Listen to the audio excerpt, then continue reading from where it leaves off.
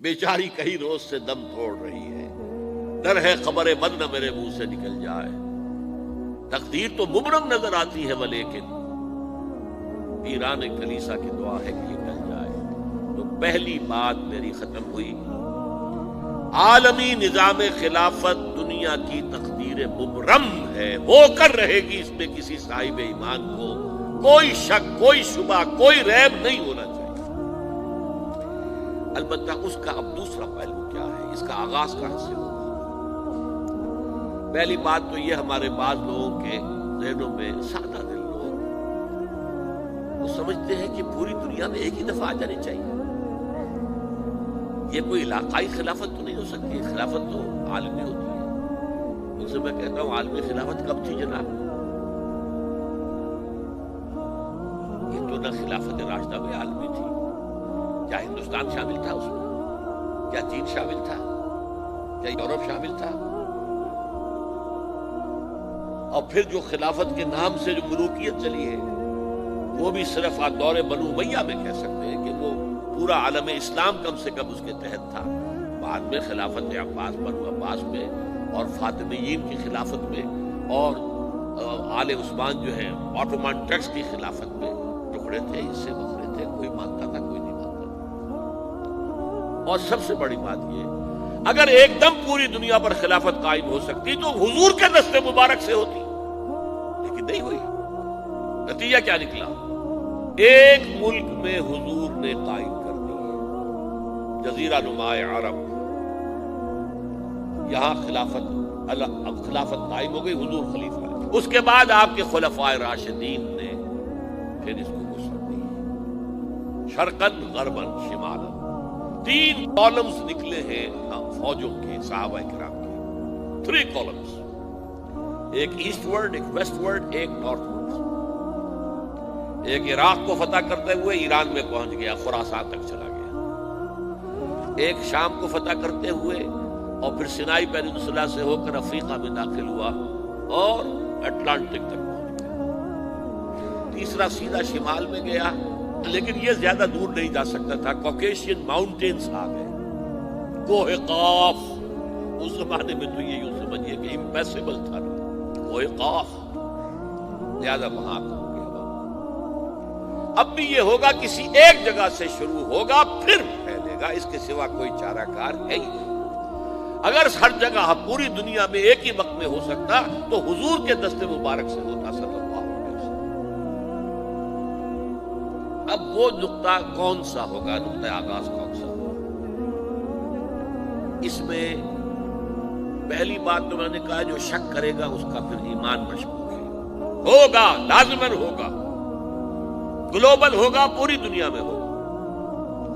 کہاں سے شروع ہوگا اس میں آپ اختلاف کر سکتے ہیں، لیکن مجھے تو 2 حدیثیں تو ملی ہیں جن سے یہ اندازہ ہوتا ہے کہ یہ اس مشرقی خطے سے ہوگا، عرب کے مشرق کی جانب کسی ملک سے، کسی خطے سے۔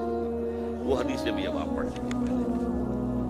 پھر میں کہہ رہا ہوں، یہ خزانہ ہے جو ہم نے آپ کی خدمت میں پیش کیا ہے، کاش کہ آپ اس کی قدر کر سکیں، یہ حدیثیں آپ کو ازبر ہو جائیں، یاد ہو جائیں، لوح قلب پر نقش ہو جائیں۔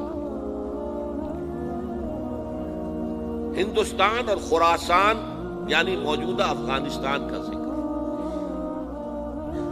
ابن ماجہ کی روایت ہے، عن عبداللہ ابن الحارث رضی اللہ تعالی عنہ قال رسول اللہ صلی اللہ علیہ وسلم یخرج ناس من المشرق یؤتئون للمہدی یعنی سلطانہ، یعنی سلطانہ، دونوں طرح سے پڑھ سکتے ہیں۔ حضرت عبداللہ ابن حارث فرماتے ہیں رضی اللہ تعالی عنہ کہ حضور نے ارشاد فرمایا، مشرق کی طرف سے وہ فوجیں نکلیں گی، لوگ آئیں گے جو عرب میں مہدی کی حکومت قائم کریں گے۔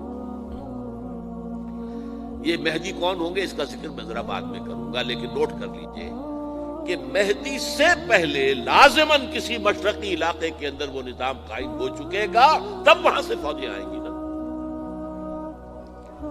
یہ مشرق کون سا ہے؟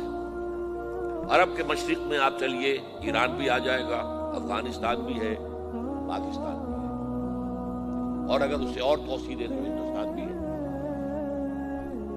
یہ ہے عرب کا مشرق، اس سے فوجیں جائیں گی۔ اس کا کیا مطلب ہے کہ اس میں سے کسی جگہ پر نظام خلافت پہلے قائم ہو جائے گا، تاکہ وہاں سے فوجیں جائیں گی جو جزیرہ نماء عرب میں حضرت مہدی کی حکومت کو قائم کریں گی۔ اب دوسری حدیث سنیے، یہ سنن ابن ماجہ کی حدیث تھی جو میں نے آپ کو سنائی، آپ نے پڑھی۔ دوسری عن ابی ہریرہ رضی اللہ تعالی عنہ، یہ ترمذی شریف کی روایت ہے، قال قال رسول اللہ صلی اللہ علیہ وسلم یخرج من خراسان رایات سود لا يردها شیء حتی تنصب بإیلیا۔ خراسان کے علاقے سے سیاہ جھنڈے لے کر فوجیں آئے گی، ان کا رخ کوئی موڑ نہیں سکے گا، ان کو پیچھے پھیر نہیں سکیں گے کوئی بھی، یہاں تک کہ وہ یروشلم میں جا کر جھنڈے نصب کر دیں گے۔ ایلیا حضور کے زمانے میں یروشلم کو کہتے تھے۔ یہ یروشلم تھا جب حضرت سلیمان کی حکومت تھی، اور یہاں پر معبد سلیمانی، ہیکل سلیمانی قائم ہوا۔ پھر یہ یروشلم گرا ہے تاریخ میں، یہاں تک کہ سن 70 عیسوی میں جب ٹائٹس رومی جنرل نے اس کو گرایا، ختم کیا، سیکنڈ ٹیمپل گرا دیا، اور یہاں سے یہودیوں کو کہا نکل جاؤ یہاں سے، کوئی یہودی باقی نہیں رہا، تب بالکل تہم بالا برباد کر دیا۔ اس کے کوئی 150 سال بعد ہیڈریان، رومن ایمپرر ہیڈریان، اس نے پھر دوبارہ آباد کیا اس کو۔ 150 سال تک یہ بالکل بنجر اور بالکل غیر آباد رہا۔ اب ہیڈریان نے جب آباد کیا تو اس کا نام ایلیا رکھا، اب یروشلم نام نہیں تھا۔ تو حضور کے زمانے میں پھر اس کا نام ایلیا تھا، اور اب اس سے کیا معلوم ہو رہا ہے کہ یہ یروشلم مسلمانوں کے قبضے سے اس وقت نکلا ہوا ہوگا۔ ایک دفعہ پہلے نکلا تھا، سن 1099 عیسوی میں مسلمانوں کے ہاتھ سے نکلا، کروسیڈرز عیسائیوں نے آ کر اس کو قبضے میں کیا، لاکھوں مسلمانوں کو مارا، قتل کیا۔ اس کو 1187 عیسوی میں واپس لیا ہے۔ کس نے لیا ہے؟ صلاح الدین ایوبی کرد۔ عرب کھوکھلے ہو چکے تھے، عربوں نے کھویا، واپس نہیں لے سکے، بہت حکومت کر چکے تھے، 400-500 برس کی حکومت کر کے، اور ان کے عیش اور ان کے آرام اب ان میں جان نہیں تھی کہ وہ واپس لے سکے۔ واپس لینے والا گرم کرد خون تھا، صلاح الدین ایوبی۔ تو گویا کہ اب آپ سمجھئے کہ 88 برس تک عیسائیوں کا قبضہ رہا یروشلم۔ اب 1967 میں یہودیوں نے قبضہ کیا ہے، اور اب 38 برس تو ہو گئے، 88 نہیں 38 برس تو ہو گئے۔ لیکن وہ دور آئے گا کہ اب پھر لیں گے، لینے والے عرب بھی نہیں ہوں گے، خراسان کے علاقے سے فوجیں آئیں گی۔ یہ خراسان کیا تھا؟ ایلیا تو میں نے آپ کو بتا دیا، یروشلم کا نام ہے۔ خراسان اس زمانے میں ایک بہت بڑے ملک کو کہتے تھے، کچھ حصہ پاکستان کا بھی اس میں شامل ہے، کچھ حصہ ایران کا بھی ہے۔ ایران کے اس حصے کو اب بھی خراسان کہتے ہیں، وہ ایک صوبہ ہے۔ خراسان ایک صوبہ ہے ایران کا، چھوٹا سا۔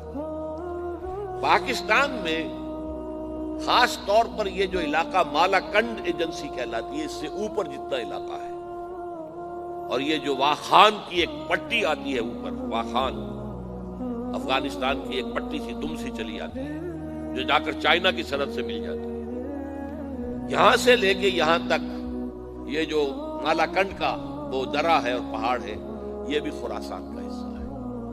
باقی تقریباً 2/3 آف افغانستان ساؤدرن حصہ نہیں ہے خراسان کا حصہ، یہ سیستان کہلاتا تھا، یہ خراسان نہیں ہے۔ لیکن یہ کہ اوپر کا 2/3 آف افغانستان، اور اس کے ساتھ یہ جو عرب، جو اب یہ ترک ممالک آزاد ہوئے ہیں سوویت یونین کی ڈسولوشن کے ساتھ، یہ سارا علاقہ کہلاتا ہے خراسان بزرگ، دی گریٹ خراسان۔